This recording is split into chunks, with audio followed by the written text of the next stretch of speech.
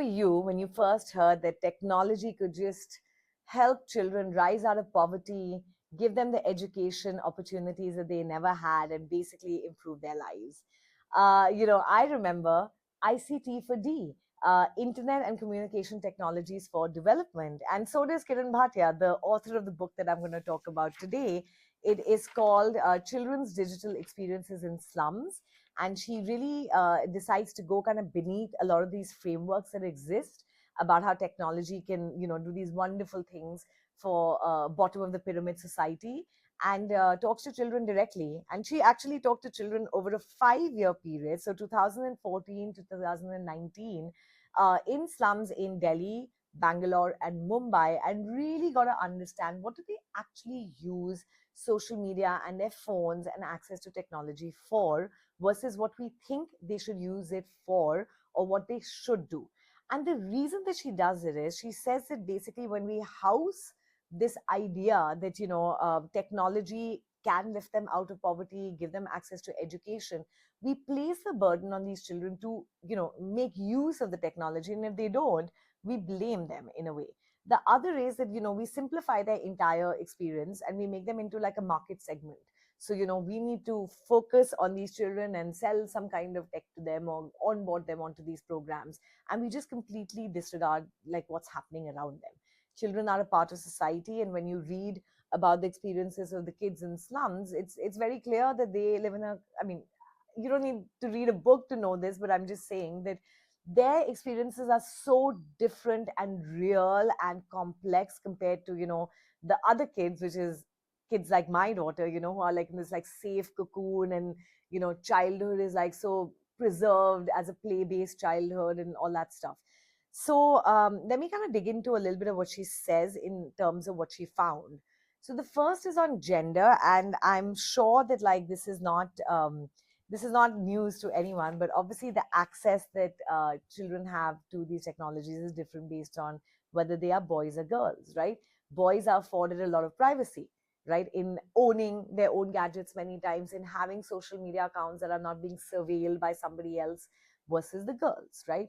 For a lot of girls, just that access to that smartphone has been like a huge negotiation at home. One girl did a 2-day hunger strike. In some cases, girls who drop out of education, their income actually goes in supporting the brother's phone or laptop, and yet the brother doesn't let them actually have a free flow of that laptop, right? So it's very complicated. But if they do have social media accounts, what she found is a lot of them want to use it for like a aspiration to be middle and upper class, to like kind of almost like fictionalize or like live a lifestyle online that they don't have in the real world. So part of it is they present themselves as being a little more middle class in what they are. So this means a lot of the girls, like, they just do selfies, like they don't want to have their background in a lot of the posts, because then you can see like where they come from. A lot of the boys, like, they plan where they're going to take their pictures, so they want to make sure that they are in malls or maybe like near a hotel or some like affluent area, and they build a bank of content that they can put out there.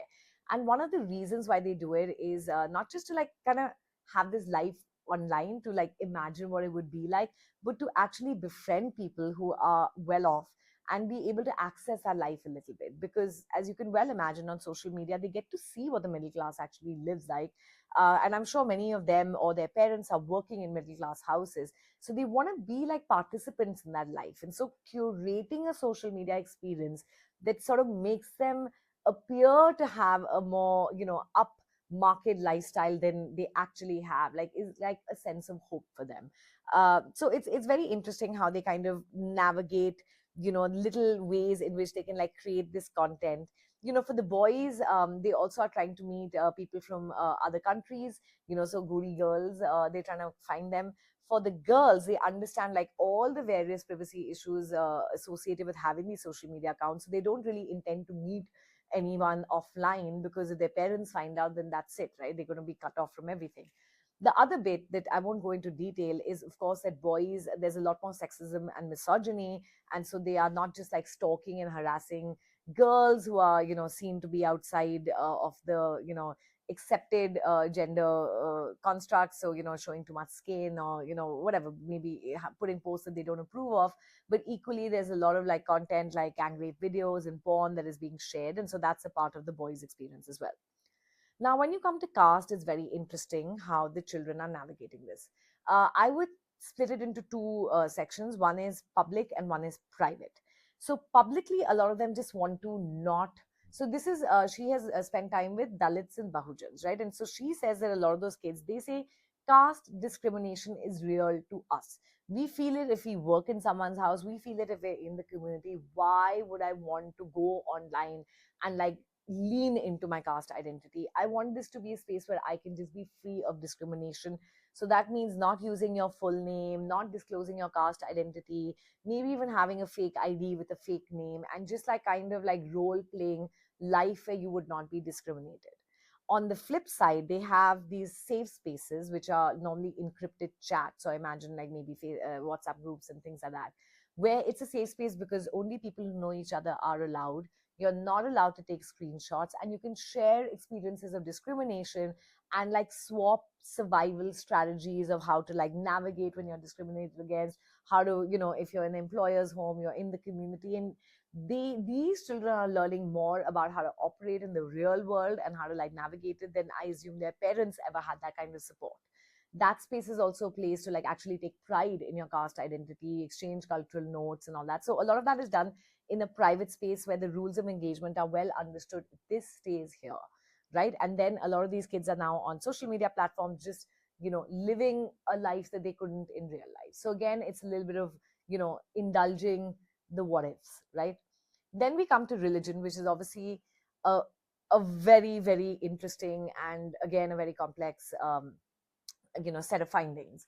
So what she finds with religion is, and this is for both girls and boys, there is a lot of there's a lot of social validation in leaning into your religious identity, because that's what is going on in society, right? Like if you are leaning into your religious identity, then you get like validation from the community around you, you get respect from the community around you. So that means that like on social media, you're putting up pictures in a burqa, or you're in a mosque, or you're like putting up pictures of gods, or like maybe you've gone to a temple and you're kind of showing your religious identity, because then like grown-ups and community people are like they're happy with you. This also involves like othering the other communities. So obviously Hindus and Muslims are both doing it in her experience. There is a broader narrative that both can lean into. For the Hindus, it's like invaders taking our opportunities. For the Muslims, there's like a trend of like discrimination going on, that the community can bind together with. And so there's a lot of community identification in leaning in. The other thing she says is they can also sort of be more imaginary and violent online. So the speech gets more hateful, you express a lot more angst and like things that you would sort of fantasy in a way of what you would like to see happen.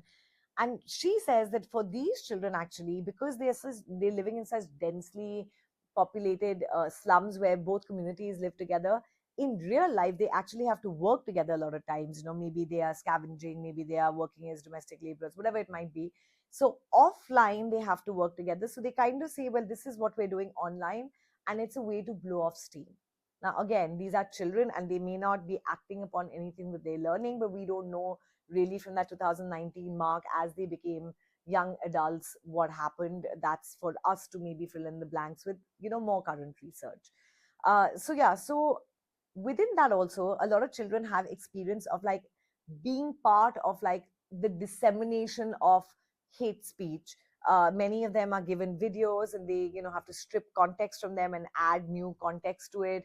This content is like sent out, you want to other the other community, you want to really like you want to lean into your community by indulging in this kind of frankly hate speech. And then a lot of it is not done through hate. Okay, so I take that back, it's not all done through hate speech. There's a lot of what she calls like it's called like it's satire basically, and they're memes. And so then you kind of like take digs at the other community, but you do it through this satire.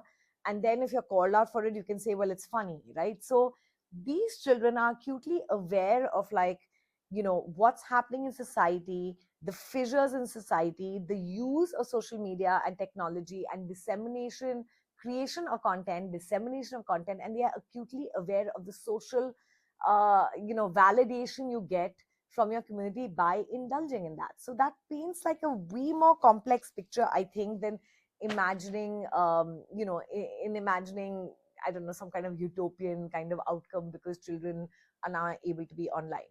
And there's another thing that she says. She says that there is actually a lot of anxiety when it comes to like the Western discourses of, and intellectual discourses around this whole idea of like equality. And, because they say that, they feel like maybe they will lose their identity and their community, right? And so, like, what are these people trying to push us towards? And so there is this feeling of like rejecting that Western neoliberal kind of presentation of what the future will be through these online tools, and kind of leaning back into your community. Now, on the whole, what Kiran basically says is, like, I think her takeaway is that, kids employ like jugadu methods.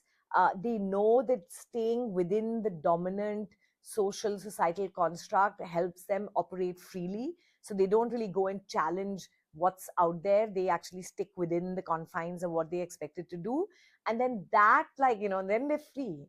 And then within that, they are able to now have these online lives where they are exploring what it would be like. What if they were richer? What if they were not from a certain caste? Like, what if they could like befriend somebody who could show them a new world? And what if they could just spend time faffing around and just being as free as you and I are when we're like doom scrolling and watching videos? So, she says, listen, take seriously their lived experiences. Don't really have these like frameworks that like imagine something that is not happening on the ground, and maybe that'll lead to better policy. So I think it's a really interesting piece of work, and I encourage you to take a closer look at it.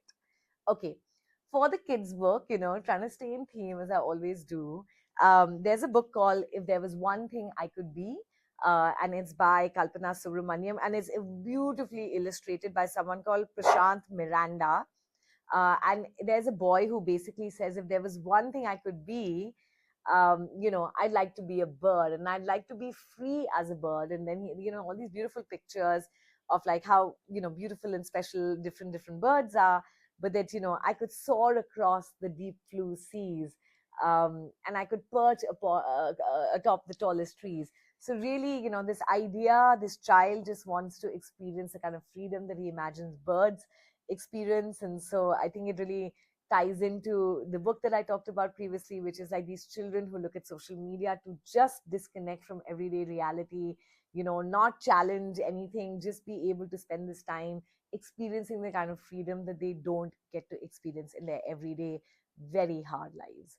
So I hope this was interesting and useful to you. I really thank you for joining me, and I hope to see you at the next one.